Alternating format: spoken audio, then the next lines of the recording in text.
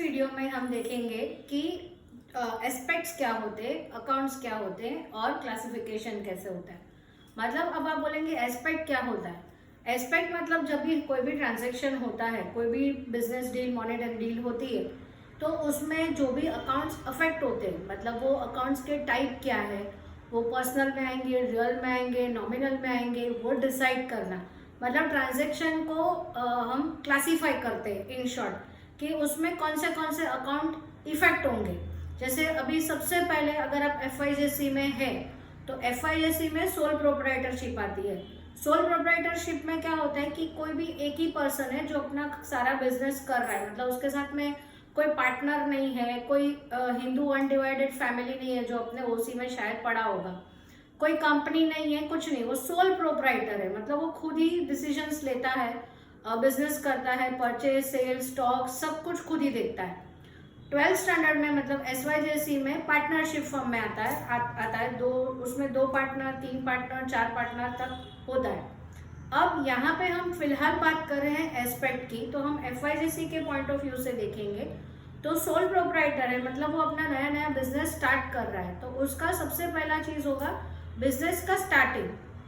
तो स्टार्टिंग में उसने जो भी चीजें बिजनेस में इन्वेस्ट की होगी उसको हम कैपिटल कहेंगे। दूसरी बात ये कि जैसे मैंने बोला था कि मैं और मेरा बिजनेस दोनों अलग अलग पर्सन कंसिडर होंगे, मतलब बिजनेस के लिए मैं आउटसाइडर हूँ। Outsider means different person. Outsider not as in creditors या liabilities, not like that outsider, but business के फॉर्म से। मतलब जैसे मेरा नाम वैशाली है तो मैं और मेरा बिजनेस, मेरे बिजनेस का नाम सपोज वैशाली ट्यूशंस है, तो वैशाली ट्यूशंस और वैशाली दोनों अलग अलग पर्सन है। वैशाली ट्यूशंस जो है वो आर्टिफिशियल पर्सन है, कंसिडरेशन दोनों को पर्सनल अकाउंट का ही देना है, लेकिन अलग अलग पर्सन। मतलब मैं मालकिन हूँ, प्रोप्राइटर हूँ, लेकिन वो मेरा बिजनेस है, तो ऑब्वियसली जब मैं वाइंड अप करूंगी कुछ रीजन की वजह से या बिजनेस बड़ा करूंगी, अमालगमेशन होगा, मर्जर होगा, वो सब आपने वर्ड सुने होंगे, शायद आपको पता नहीं होगा उसका मीनिंग, तो वो धीरे धीरे मैं सब समझा दूंगी। तो जब भी तब मेरा वैशाली ट्यूशंस का एग्जिस्टेंस नहीं रहेगा, तो ऑफकोर्स उसके जो भी कैपिटल है, मतलब मैंने जो भी पैसे इन्वेस्ट किए हैं वो मैं उसमें से निकाल लूंगी। लेकिन फिलहाल मैं अपने बिजनेस को जो भी दे रही हूँ, मैं बिजनेस स्टार्ट कर रही हूँ, तो मुझे ही पैसे लगाने होंगे, तो जो भी चीज़ें मैं बिजनेस को दूंगी उसके एस्पेक्ट्स क्या है, मतलब वो भी एक ट्रांजेक्शन हुआ है।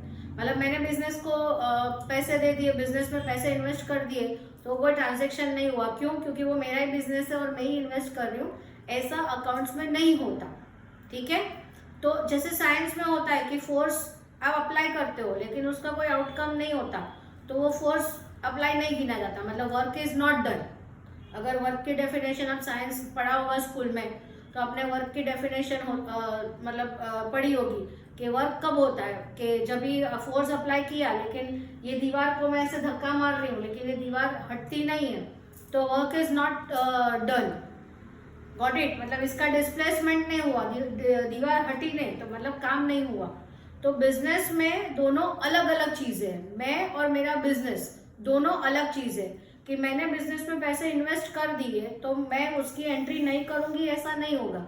ट्रांजैक्शन तो हुआ है, तो अब उस ट्रांजैक्शन में मैंने मेरे बिजनेस में पैसे इन्वेस्ट किए, तो मेरे बिजनेस में उसका एंट्री क्या आएगा, तो कौन से अकाउंट अफेक्ट होंगे, तो वो एस्पेक्ट्स है। दो एस्पेक्ट्स कौन से है, 2 अकाउंट्स कौन से है और उसका क्लासिफिकेशन कैसे करना है, वो हम इस वीडियो में देखेंगे।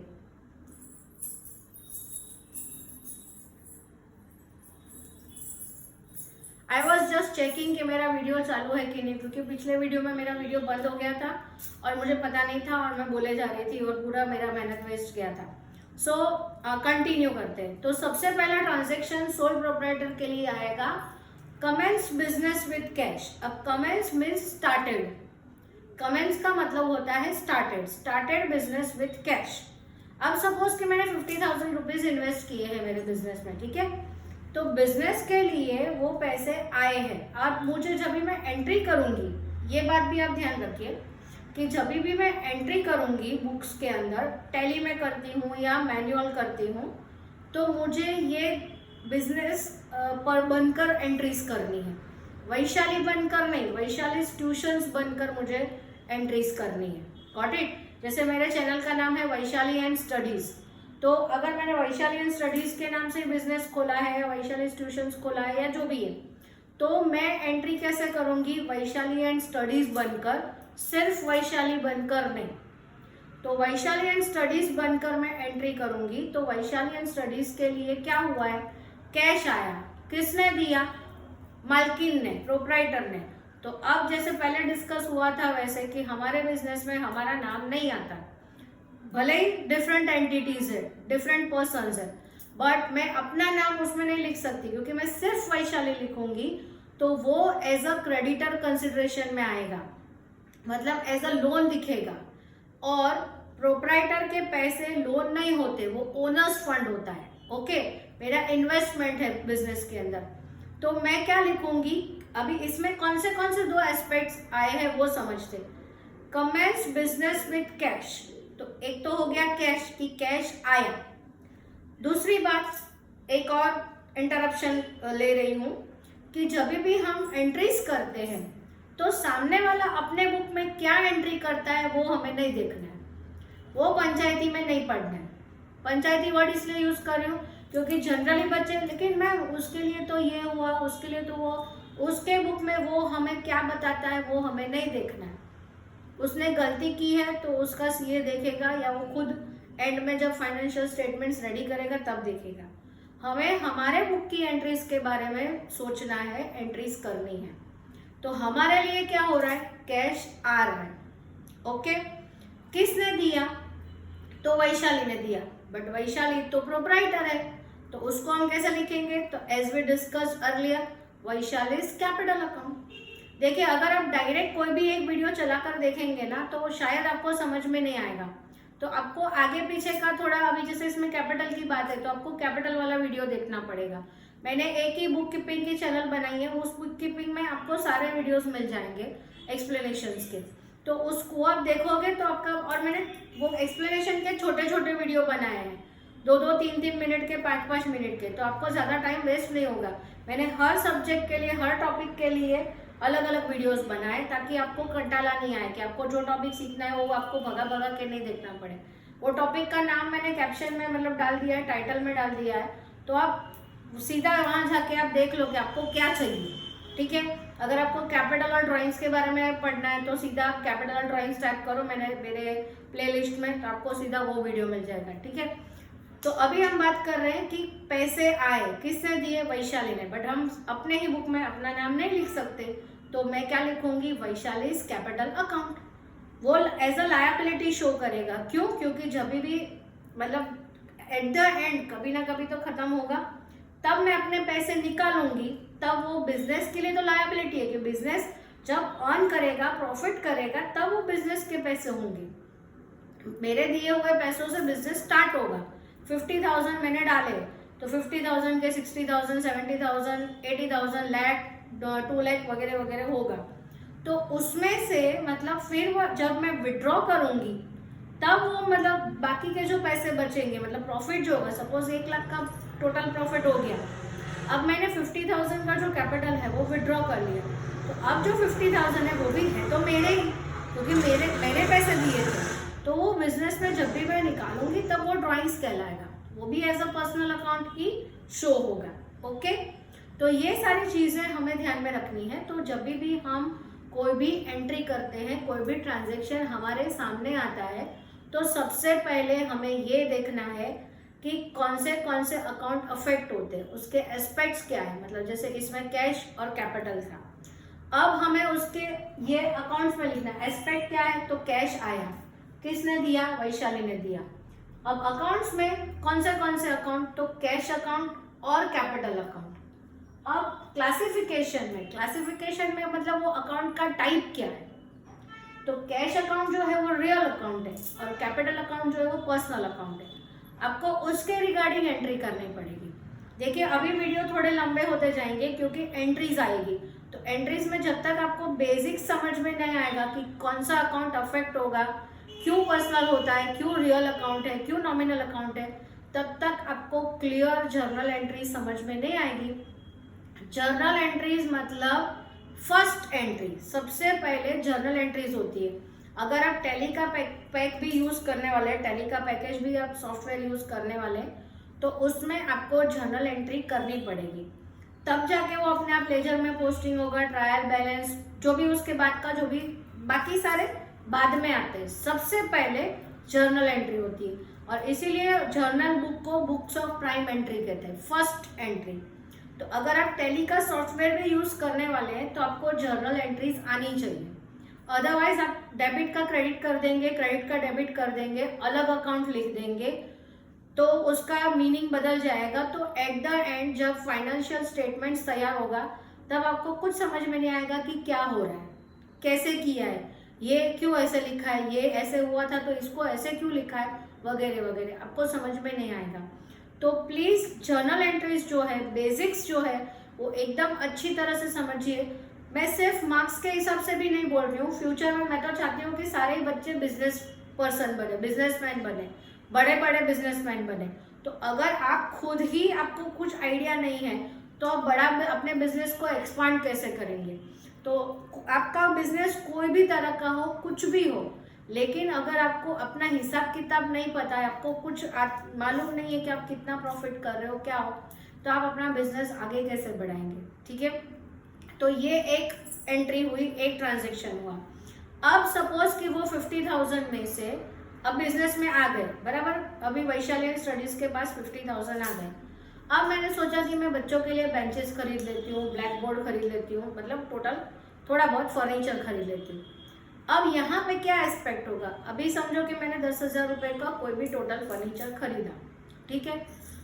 अब मैं सपोज कि 10,000 रुपये कैश देके, मतलब कैश या ऑनलाइन जो भी है वो पेमेंट करके अगर मैं फर्नीचर लेती हूँ तो इसमें कौन से एस्पेक्ट होंगे। पहले हम हार्ड कैश के बारे में बात करें कि 50,000 हार्ड कैश है, हर चीज एक्सप्लेन करूंगी, सो डोंट वरी। तो 50,000 में से 10,000 का मैंने फर्नीचर खरीदा और उसके मैंने हार्ड कैश दिए। Why I am telling hard cash, क्योंकि ऑनलाइन पेमेंट नहीं हुआ, कैश चेक नहीं दिया, बाकी किसी तरह से मतलब RTGS या NEFT ऐसा कुछ भी नहीं किया, गूगल पे, पेटीएम कुछ नहीं किया, मैंने कैश दिया और फर्नीचर लिया। अब ये मैं इतना क्लियरली क्यों बोल रही हूँ, क्योंकि कैश और फर्नीचर दो एस्पेक्ट है। फर्नीचर आया, उसके सामने मेरा कैश गया, ठीक है। तो यहाँ पे एस्पेक्ट्स में क्या होगा, furniture is coming in and cash is going out. Accounts कौन से, तो फर्नीचर और कैश, ओके। क्लासिफिकेशन क्या है, तो फर्नीचर कौन सी कैटेगरी में आता है, तो रियल में। टेंजिबल एसेट आ रहा है तो रियल का रोल क्या है, debit what comes in, role नहीं rule, sorry, debit what comes in. अब कैश क्या है, वो भी रियल अकाउंट है। अब कैश का क्या हो रहा है, जा रहा है, तो रियल का रूल क्या है, credit what goes out, debit what comes in, credit what goes out. तो कैश गया, फर्नीचर आया, ओके। तो यहाँ पे क्लासिफिकेशन में फर्नीचर भी रियल, कैश भी रियल, गॉट इट। अब आप बोलेंगे आप हार्ड कैश बार बार बोल रहे थे, तो इसलिए क्योंकि जब मैं ऑनलाइन पेमेंट करती हूँ तो उसका एस्पेक्ट चेंज हो जाता है। कैसे, अभी समझो कि मैंने ऑनलाइन पेमेंट किया है 10,000 का। अब आप बोलोगे कि कैश तो आपने हार्ड कैश, मतलब 50,000 तो हार्ड कैश है आपके पास, तो बैंक अकाउंट कहाँ से आया, तो उसकी एंट्री भी हम सीखेंगे बाद में। कि सपोज कि मैंने 50,000 में से 30,000 का करंट अकाउंट खोला वैशाली स्टडीज का और उसमें मैंने डिपॉजिट कर दिया, करंट अकाउंट खोला या सेविंग अकाउंट खोला। अब करंट अकाउंट और सेविंग अकाउंट का डिफरेंस भी हम सीखेंगे, ठीक है। तो सपोज कि मैंने 30,000 मैंने बैंक में भर दिए थे और उधर से मैं ऑनलाइन पेमेंट करती हूँ। अब यहाँ पे एस्पेक्ट क्या चेंज होगा, तो यहाँ पे मैंने फर्नीचर तो आया, मतलब वो तो रियल अकाउंट है, डेबिट व्हाट कम्स इन, लेकिन पेमेंट मैंने ऑनलाइन किया, गूगल पे किया, पेटीएम किया, चेक दिया या RTGS NEFT, इसमें से कोई भी ऑप्शन मैंने सिलेक्ट किया, लेकिन मेरे हार्ड कैश नहीं गए, पैसे गए कहाँ से, बैंक में से। अब बैंक को हमने क्या सीखा था, आर्टिफिशियल पर्सन, तो बैंक हो जाता है पर्सनल अकाउंट। तो वहाँ पे जैसे मैंने फर्नीचर टू कैश एंट्री किया था, मतलब फर्नीचर आया और कैश गया, उसके बदले एंट्री होगी फर्नीचर तो आया लेकिन कैश गया, लेकिन किसने दिया, हमारी तरफ से किसने दिया, बैंक ने दिया। तो यहाँ पे हम लिखेंगे टू बैंक अकाउंट, जो भी बैंक में से हमने पेमेंट किया, ICICI, SBI, जो भी है, क्योंकि बैंक पर्सनल अकाउंट है तो क्रेडिट द गिवर, क्या हो जाएगा, क्रेडिट द गिवर। समझ में आया डिफरेंस, बराबर। तो कैश गया, कैश रियल अकाउंट, लेकिन अगर हमने बैंक से पेमेंट किया है, ऑनलाइन पेमेंट किया है तो बैंक से गया, तो बैंक पर्सनल अकाउंट। ओके, अब यही ट्रांजैक्शन को थोड़ा सा मॉडिफाई करते हैं कि अगर फर्नीचर ले लिया लेकिन हमने पैसे नहीं दिए, ना ऑनलाइन ना हार्ड कैश, तो ऐसे केस में क्या होगा, तो ऐसे केस में वो हो जाएगा क्रेडिट परचेजेस ऑफ फर्नीचर। उसमें आपको कैसे ट्रांजैक्शन दिया होगा कि फर्नीचर परचेज या purchase furniture from mister so and so furniture वाला, या कोई भी फर्नीचर के दुकान का नाम होगा। ओके, तो यहाँ पे क्या, अभी हमने पैसे दिए नहीं है, हार्ड कैश भी नहीं दिए, ऑनलाइन भी नहीं दिए, मतलब हमें पैसे देने बाकी है। तो दैट पर्सन और that firm will be creditor for that amount because we have not paid yet. So furniture आया, again real account will be the same, but credit will be the person's or firm's name. अगर furniture की दुकान का नाम से हमने entry की है तो वो आएगा, अगर कोई पर्सन है मतलब उसके, वो भी सोल प्रोप्राइटर है, तो जो भी है उसके फर्म का नाम या जो भी है, to mister x account, to mister y account, to mister XY furniture वाला अकाउंट, तो वो उस ट्रांजेक्शन के लिए हमारा क्रेडिटर बन जाएगा। तो वहाँ पे भी एस्पेक्ट क्या चेंज होगा कि रियल फर्नीचर जो है वो रियल अकाउंट, और जो फर्नीचर वाला जो है जिसने हमें दिया है फर्नीचर उधार पे, मतलब पैसे देने बाकी है, दैट फर्नीचर वाला will be the creditor and creditor are always person. तो वहाँ पे पर्सनल अकाउंट का एस्पेक्ट लगेगा। ठीक है, आपको समझ में आ रहा है। अब हमने इन ऑल 4 ट्रांजैक्शन समझे, एक ही ट्रांजैक्शन को मैंने मॉडिफिकेशन दे दे के आपको समझाया ताकि आपको अलग अलग चीज़ें सोचनी ना पड़े कि एक में मैं कोई और चीज़ बताऊं, दूसरे में कोई और चीज़ बताऊं। ये मैंने फर्नीचर के ट्रांजैक्शन को ही 3 तरह से मॉडिफाई किया।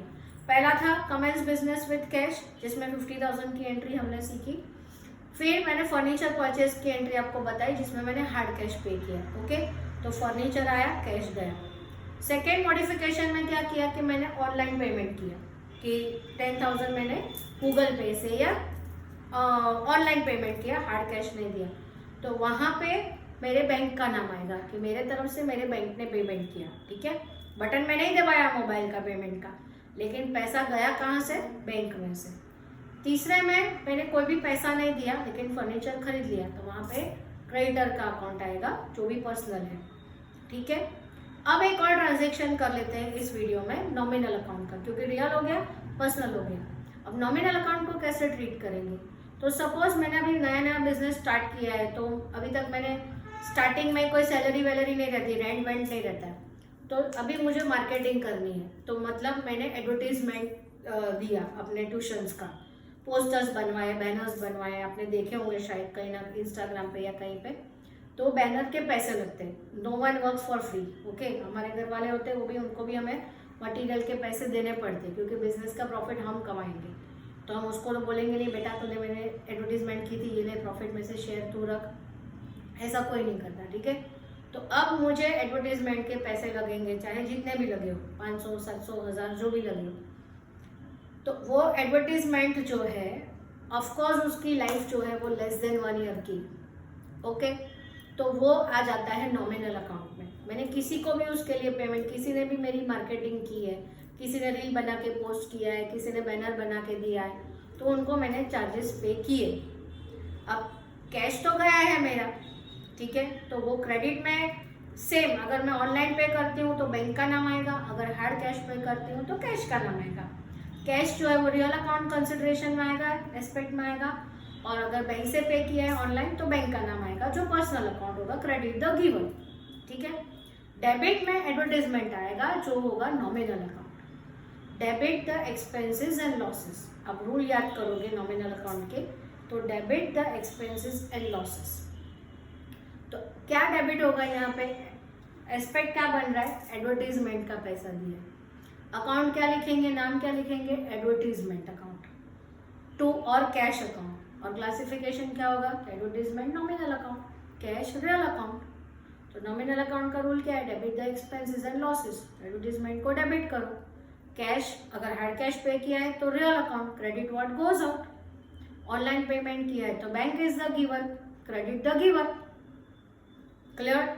अगर उसको भी हमने पैसे नहीं दिए, वहां पे भी हमने उधारी का काम चलाया, तो हम उस एडवर्टीजमेंट का मतलब जो भी ओनर है, जेके एडवर्टीजमेंट, तो हम उसको जेके एडवर्टीजमेंट का नाम देंगे कि वो क्रेडिटर हो गया अपना।